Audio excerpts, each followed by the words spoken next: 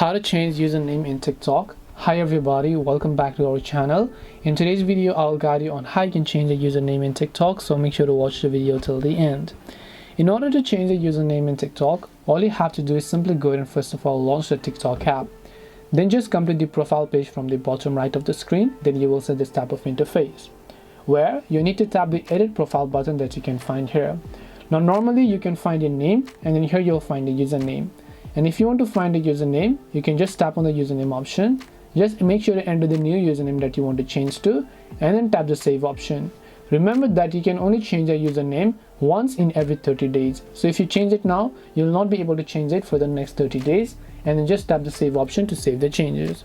This way you can change the username on TikTok. Hope this video was very helpful. If you have any questions, feel free to leave them down. Thank you for watching and see you in the next video.